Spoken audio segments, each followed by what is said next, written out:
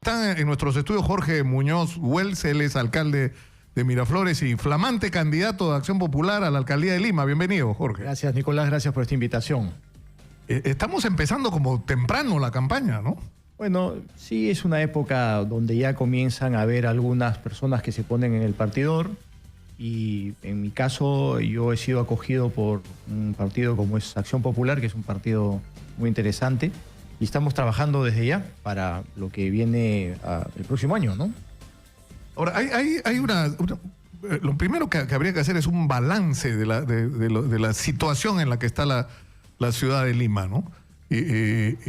Tenemos un problema de inseguridad por un lado, tenemos un problema con el tránsito, que es una cosa que agobia, ¿no es cierto?, a los ciudadanos, pero no solamente tenemos estos problemas. Entonces, la pregunta que uno se hace es, ¿cuáles deberían ser las atribuciones y cuáles son las respuestas? O sea, ¿hasta dónde llegan las atribuciones y responsabilidades del alcalde, ¿no? Mira, tú has hecho un balance muy rápido, pero realmente bueno y objetivo. Antes que eso todavía hay otro problema que lo has tocado hace un ratito cuando hablabas del tema de estas situaciones que afectan a la dignidad de las personas, ¿no? Tenemos una ciudad violenta, una ciudad difícil, una ciudad donde se han generado en los últimos tiempos situaciones muy complejas como violaciones, robos, esa violencia intrafamiliar que no queremos. Entonces hay que hacer un trabajo en ese aspecto también. Pero el otro tema es el tema de la seguridad ciudadana. La pregunta que tú haces, ¿hasta dónde llega la responsabilidad de un alcalde? ¿Hasta dónde es la responsabilidad del ministro del Interior? Yo creo que hay responsabilidades claramente marcadas y hay que saber compartir esas responsabilidades. Pero todos tenemos que remangarnos las mangas y trabajar, porque hay delitos urbanos que pasan cotidianamente. Los famosos temas de los raqueteos, donde por robarte un celular son capaces de meterte un tiro. Y ese tipo de cosas tenemos nosotros que ayudar los alcaldes, porque si no, la delincuencia común nos va a terminar ganando. Ahora estaba revisando unas cifras de victimización. Es cierto que la victimización en Lima ha bajado, y ha bajado en los últimos 7 años, viene bajando la victimización. Pero tienes por el otro lado, en la otra mano, que la tasa de homicidios está subiendo. Entonces, ahí hay un tema donde tenemos que ponerle claramente el foco. Otro tema que tú también has mencionado, que es muy importante, es el tema del transporte. No es digno que una persona, pues, se pase 2 horas yendo a su trabajo o más y regrese después del trabajo. 3. Sí, 2 horas o 4 algunos, ¿no? Muchos, ¿no? Y entonces eso afecta la productividad, afecta la tranquilidad de la persona, afecta la salud de los seres. Y esas son cosas que hay que trabajar y hay que recuperarlas para nuestra ciudad. Hay un cúmulo de temas y además tú has tocado otro asunto. Nosotros sabemos que Lima Metropolitana tiene un presupuesto que es un presupuesto magro a comparación de otros países, de otras capitales. 2.174 millones de soles según el portal del MEF, que dicho sea de paso, el gasto de la Municipalidad Metropolitana hoy en día respecto a ese monto es más o menos del 53-55%. Entonces, hay que, primero que nada, hacer un trabajo en conjunto con el Ejecutivo para poder tener un mejor presupuesto, por un lado. Pero por otro lado también hay que trabajar de la mano con el Legislativo, hay que tender puentes con estos otros niveles de gobierno, porque hay una serie de normas y hay una serie de cosas que se aprueban en el Parlamento. Entonces no se puede trabajar disociados. El gran mensaje es que cualquier propuesta que se haga para Lima tiene que venir asociada a un trabajo en conjunto con los distintos niveles de gobierno. Ahora, para ir, Jorge, por puntos. Hay una controversia ahora. Ayer leía una columna de Fernando Rospigliosi sobre el tema de la inseguridad y la discusión sobre la percepción, porque el problema es que si no partimos por ponernos de acuerdo sobre el diagnóstico, digamos, va a ser bien difícil que afrontemos juntos el problema que tenemos, ¿no? Entonces él decía que el INEI ha dicho que la percepción de los ciudadanos ha mejorado con respecto a la inseguridad, pero el barómetro de las Américas dice lo contrario. Dice que hoy los peruanos se sienten más inseguros que el anteaño pasado. Es decir, ha subido de 30, creo que 33%. La sensación, y normalmente el barómetro de las Américas es un referente confiable, ¿no? De las percepciones ciudadanas. Entonces, o sea, por ejemplo, este tema que hay con el robo de celulares, que es una cosa impresionante, ¿no? o sea, en mi oficina, en las últimas 2 semanas, al productor y director del programa de la revista Sao, con pistola le han robado el celular. En la última semana, una amiga de mi hija que vive al lado de mi casa, con un cuchillo le han robado el celular, y es una universitaria que estudia escúchame, en Surco. O sea, no un barrio, entre comillas, peligroso, digamos, ¿no? Sino una zona, digamos, residencial. Entonces, te estoy contando, Jorge, mi experiencia personal. O sea, en 2 semanas, gente muy cercana a mí ha sido víctima directa de asaltantes, ¿no? Yo estoy de acuerdo con tu percepción, Nicolás. Lo que no estoy de acuerdo es con que las autoridades dejemos de accionar. Tenemos que trabajar, tenemos que fajarnos. ¿Cómo hacer? Es la gran pregunta. Hay que buscar las alternativas y las soluciones. Mira, en Miraflores nosotros hemos manejado un tema que puede verse como un nivel de laboratorio. Tenemos un Comité Distrital de Seguridad Ciudadana que es muy, pero muy activo. Tenemos casi 330 reuniones del Comité de Seguridad Ciudadana. Ningún sitio del país ningún Comité Distrital de Seguridad Ciudadana ha tenido tanta actividad para tomar decisiones. Porque no nos juntamos para comentar cómo fue el partido, tomar un café, qué sé yo, sino para buscar soluciones en la calle. Y ahí tenemos incorporados, por ejemplo, a las 2 comisarías de Miraflores, a los jueces de paz, a los fiscales. Creamos en Miraflores las 2 primeras fiscalías descentralizadas. Tenemos a la UGEL, que ve los temas más remotos de la seguridad ciudadana, como son la educación. Tenemos también a la sociedad civil, con la que se discuten temas de cultura, deporte, uso de las vías públicas, parques, etc. Tenemos también ahí a Sur1, que se ha incorporado a nosotros, el Hospital Casimiro Ulloa. En fin, somos 20 personas tomando decisiones. Eso es lo que hay que hacer. Hay que liderar programas y generar políticas de seguridad ciudadana. Porque además hay otra cosa que es muy importante, Nicolás. Normalmente, salvo algunas excepciones como las que vamos viendo en el camino, normalmente los ministros del Interior son removidos muy rápidamente.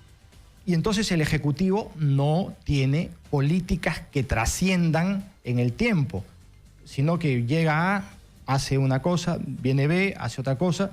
Hay que generar políticas públicas para que esas políticas públicas digamos, tengan impacto permanentes. O sea, a mí me llamó la atención porque fue en Miraflores precisamente donde se reconoció, entre otras, bueno, lo que estaba haciendo la propia Municipalidad de Miraflores, pero por ejemplo el caso de San Miguel, que me pareció interesante, en el sentido simplemente práctico, es decir, partir de decir, bueno, ¿qué tenemos para luchar contra la inseguridad? ¿Tenemos policía? No los que queremos, bueno, pero son los que tenemos.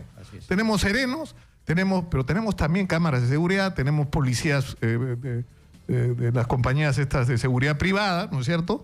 Tenemos vigilantes que contratan los barrios, es decir, tenemos juntas de vecinos. Bueno, organicemos todo eso y hagamos que todos funcionen, digamos, con los mismos objetivos, con los mismos parámetros, compartiendo la información, y eso va a reducir, y funcionó. Funcionó. Ahora, la pregunta es, ¿por qué no podemos hacer eso en todos lados? Que sería lo razonable. Es cierto que en unos distritos hay más recursos que otros, pero... Fíjate, pero no es un tema de recursos, Nicolás, es un tema de voluntad política. Hay que tener la voluntad política.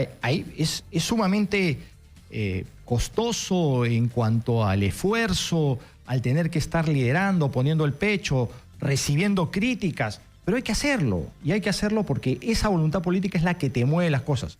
Tú puedes tener pocos o muchos recursos, pero si no tienes voluntad política, las cosas no salen. Entonces, la experiencia que nosotros tenemos es una experiencia que ponemos sobre la mesa y decimos, esa experiencia queremos replicarla, esa voluntad política queremos llevarla sobre la mesa y queremos trabajar en esa línea para tener una mejor ciudad. Tú y yo y todos los que nos escuchan soñamos con tener una mejor ciudad.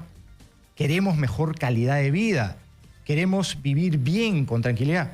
¿Por qué un habitante de alguno de los conos de nuestra ciudad no puede tener un gran parque o la posibilidad de divertirse en su plaza o poderse desplazar a la playa, ir a la Costa Verde? O sea, todas esas cosas son derechos de las personas que tenemos que reivindicar nosotros. Ahora, hay iniciativas que tendrían, o sea, hay cosas que yo no entiendo, sinceramente. O sea, uno todos los días, y nos pasa a todos, nos movemos de un lado a otro de la ciudad. O sea, por ejemplo, yo tengo...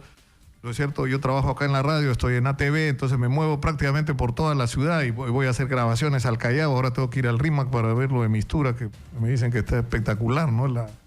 el lugar, ¿no? El ambiente está brutal simplemente, ¿no? Pero ¿por qué tenemos que perder horas en eso? Porque más cosas irracionales, semáforos que no están sincronizados, policías que están llevándole la contra al semáforo, el semáforo en rojo, el policía dejándote pasar, el semáforo en verde, el policía te para. Sí. O sea, no hay orden, tú sientes que no hay un plan, que nadie es responsable, que nadie se está haciendo cargo de esto, nadie se está preocupando por eso que estás viviendo. Por eso que hay que ponerse en el partidor, tener el coraje, la valentía, el deseo y la voluntad de hacer las cosas. Y entonces ahí está el asunto. Mira, tú acabas de decir, no hay un plan. Es verdad, no hay planes. Se gobierna de espaldas a la ciudad. Tú tienes que planificar las cosas. En el plan te pueden ir bien o mal las cosas, pero si no has planificado, no vas a tener ningún resultado. En cambio, si planificas, por lo general, el resultado va a ser positivo. Entonces hay que tener planes integrales de ordenamiento vial, planes de movilidad urbana, y donde tengamos muy claro que hay jerarquía modales. Tú y yo somos peatones, gracias a Dios tenemos movilidad peatonal. Entonces, eso es lo más elemental en las personas. Hay que trabajar el tema de la jerarquía modal con veredas adecuadas para los peatones. Eso no va a resolver el tema de larga distancia, sin duda, pero también tienes tú la posibilidad de generar algunos movimientos cercanos a través del uso de bicicletas. Hay que dar esa posibilidad. Pero tampoco solucionamos... Somos ciudadanos que no nos gusta caminar. No nos gusta. O sea, pero, por ejemplo, yo te digo el caso, yo tengo una hermana que justo ayer es increíble esta magia, ¿no? Me estaba viendo por el teléfono celular desde Nueva York.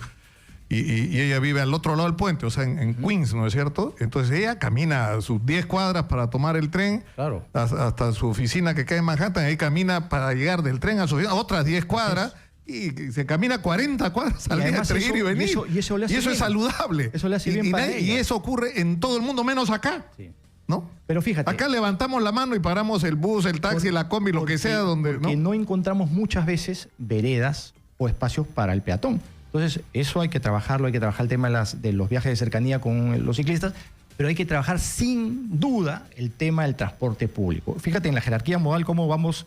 Primero el peatón, segundo el tema de la bicicleta, tercero y fundamental el tema del transporte público, porque es el transporte que tiene que ser el transporte que sirva a las personas más necesitadas.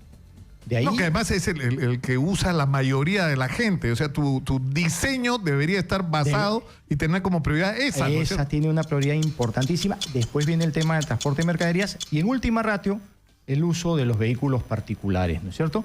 Ahora, regresando al tema del transporte público. Mira, acá hay un tema que hay que urgente poner sobre la mesa. Hay 3 anillos viales que hace mucho tiempo están proyectados para Lima Metropolitana. Hay que trabajar esos 3 anillos viales para descentralizar el tráfico. Porque hasta en el tráfico somos centralistas, Nicolás. Estamos pensando en siempre llevar hacia el núcleo, hacia el centro las cosas. Y hay que descentralizar con estos anillos. Eso es un tema que se tiene que hacer a largo plazo, sin duda, pero hay que comenzarlo. Nada tarda tanto como lo que no comienza nunca. Entonces hay que comenzarlo. Pero eso viene complementado con otras cosas más. Las mejoras de los BTRs o los buses estos que son los del Metropolitano, que tienen que mejorarse las rutas y los alimentadores.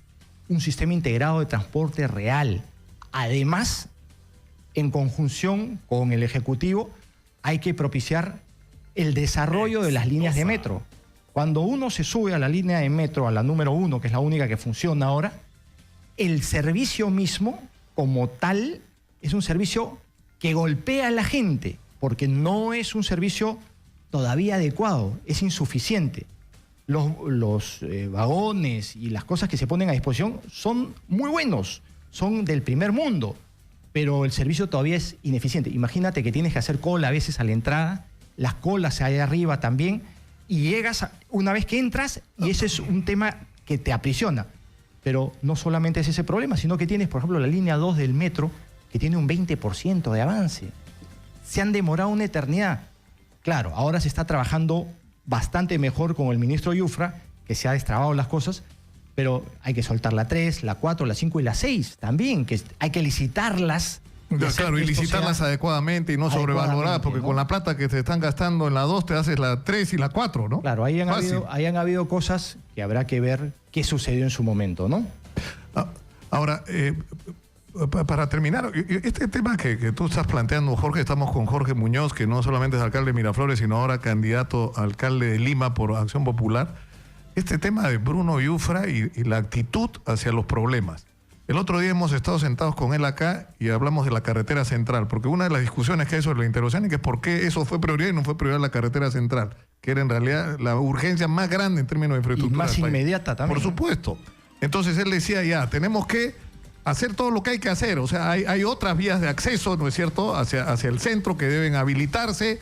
Hay que terminar la Ramiro Prealea, hay que hacer el túnel interandino, pero en el camino, mientras vamos haciendo eso que demora, hay que tener todo un plan de emergencia para descargar el tránsito, establecer horarios para los camiones. Y una cosa que yo no sé por qué nadie lo planteó antes. Tenemos una vía de tren que va desde el Callao, ¿no es cierto?, hasta el centro del país y que se usa por horas.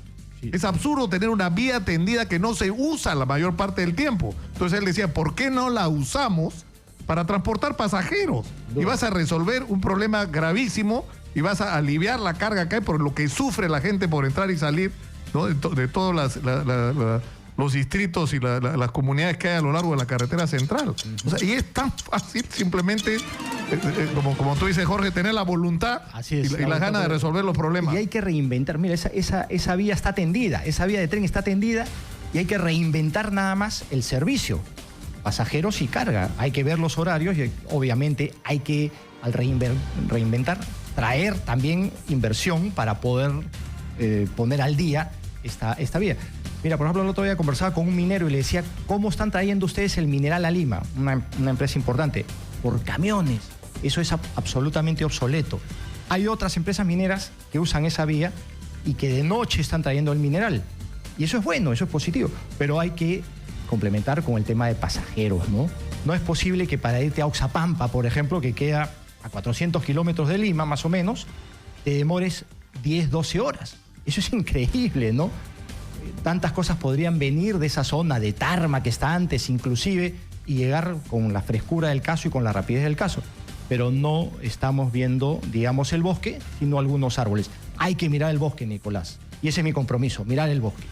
Jorge Muñoz, flamante candidato a Acción Popular a la alcaldía de Lima, que recién es el próximo año las elecciones, estamos empezando antes. Por supuesto, vamos a escuchar a todos los candidatos acá, que creo que van a ser bastantes en esta elección, ¿no? Muchas gracias. Sí, gracias. Muchas gracias a Jorge Muñoz. Vamos a la pausa, regresamos con más. Esto es Exitosa 95.5 de la FM. Volvemos.